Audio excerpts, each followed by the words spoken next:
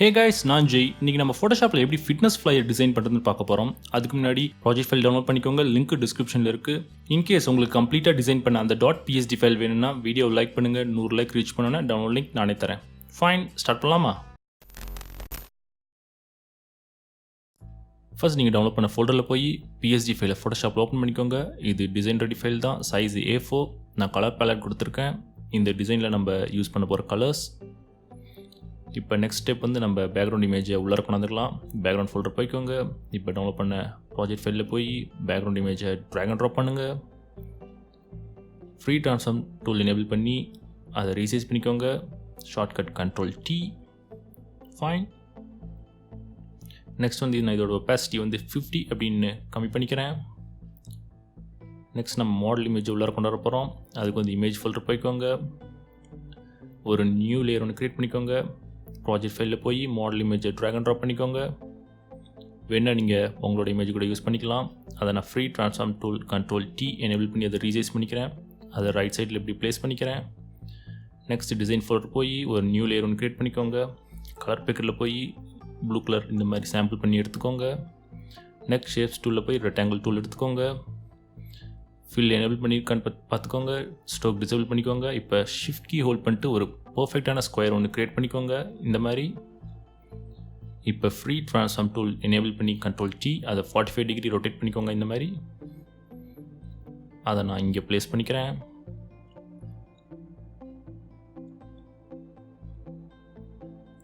Fine.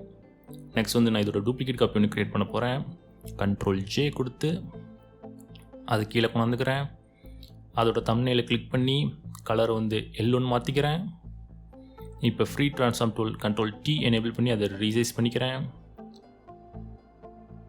அதோட பொசிஷனையும் கீழே கொண்டாந்து ப்ளேஸ் பண்ணிக்கிறேன் இங்கே. ஃபைன். நெக்ஸ்ட் வந்து டிசைன் ஃபோல்டரில் ஒரு நியூ லேயர் ஒன்று க்ரியேட் பண்ணிக்கோங்க. கலர் பிக்கரில் போய் சாம்பிள் பண்ணி இந்த எல்லோ கலர் எடுத்துக்கோங்க. இப்போ பாலிகன் லேசர் டூல் எடுத்துக்கோங்க. இது இப்போ நான் ஒரு ட்ரையாங்கிள் ஷேப் செலெக்ஷன் ஒன்று க்ரியேட் பண்ண போகிறேன் இந்த மாதிரி. இப்போ இதை ஃபில் பண்ணிக்கோங்க. Alt பேக் யூஸ் பண்ணி இதே ஸ்டெப்பை தான் நம்ம இப்போ ரிப்பீட் பண்ண போகிறோம். நியூ லேயர் ஒன்று க்ரியேட் பண்ணிக்கோங்க. இப்போ கலர் பிக்கரில் போய் ப்ளூ கலர் சாம்பிள் பண்ணி எடுத்துக்கோங்க. நியூ லேயர் ஒன்று க்ரியேட் பண்ணிவிட்டு அதே மாதிரி ஒரு ட்ரையாங்கிள் செலெக்ஷன் ஒன்று க்ரியேட் பண்ணிக்கோங்க.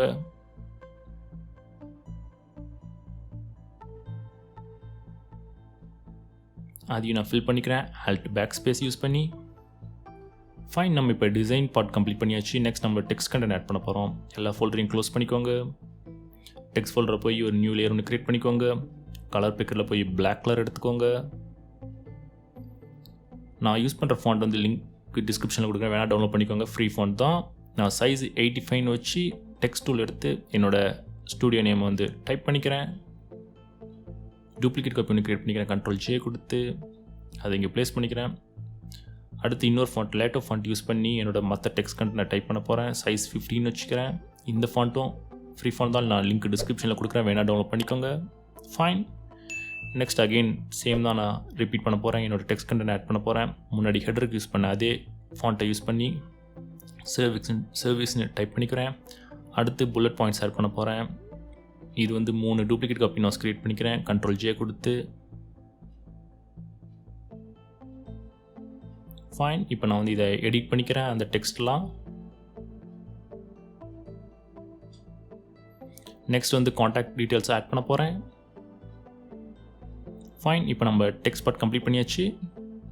நெக்ஸ்ட் வந்து ப்ராஜெக்ட் ஃபைலில் போய் கொடுத்துருக்க ப்ரஷ்ஷை இன்ஸ்டால் பண்ணிக்கோங்க. டபுள் கிளிக் பண்ணி இப்போ டிசைன் ஃபோல்டரில் போய் ஒரு நியூ லேயர் ஒன்று க்ரியேட் பண்ணிக்கோங்க. கலர் பிக்கரில் போய் சாம்பிள் பண்ணி இந்த ரெட் கலர் எடுத்துக்கோங்க.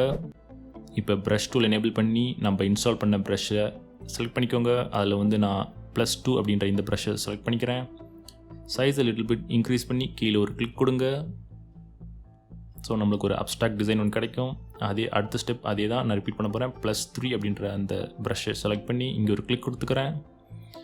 நெக்ஸ்ட்டு நான் கலர் பேலட்டை டிசேபிள் பண்ணிக்கிறேன். இப்போ வந்து நம்ம புல்லட் பாயிண்ட்ஸ் ஆட் பண்ண போகிறோம் நம்ம டெக்ஸ்ட்டுக்கு. அதுக்கு புல்லட்ஸ் ஃபோல்டரில் போய் ஒரு நியூ லேயர் ஒன்று க்ரியேட் பண்ணிக்கோங்க. கலர் பேக்கரில் அதே ரெட் கலர் இருக்கட்டும். இந்த ப்ரஷ்ஷை செலக்ட் பண்ணிக்கோங்க. இப்போ சைஸை ரெடியூஸ் பண்ணி எல்லா டெக்ஸ்ட்டுக்கும் புல்லட்ஸ் ஷேப்ஸ் ஆட் பண்ணிக்கோங்க இந்த மாதிரி.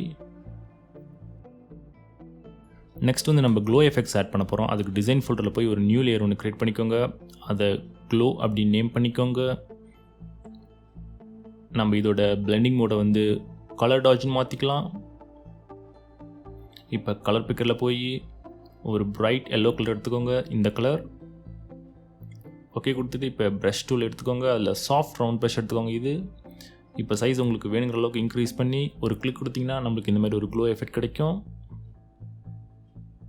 ஃபைன், நம்ம இப்போ இதே ஸ்டெப் தான் ரிப்பீட் பண்ண போகிறோம். கலர் பிக்கரில் போய் பிரைட்டான ப்ளூ கலர் எடுத்துக்கோங்க. அதையும் கிளிக் பண்ணி க்ளோ எஃபெக்ட் கொடுத்துக்கோங்க. நெக்ஸ்ட் வந்து நம்ம பாட்டமில் வந்து ஆஃபர் டெக்ஸ்ட் கண்டென்ட் வந்து ஆட் பண்ண போகிறோம். அதுக்கு டிசைன் ஃபோல்டரில் டெக்ஸ்ட் ஃபோல்டர் போய் ஒரு நியூ லேயர் ஒன்று க்ரியேட் பண்ணிக்கோங்க. கலர் பிக்கரில் போய் பிளாக் கலர் எடுத்துக்கோங்க. உங்களோட டெக்ஸ்ட் கண்டென்ட்டை ஆட் பண்ணிக்கோங்க.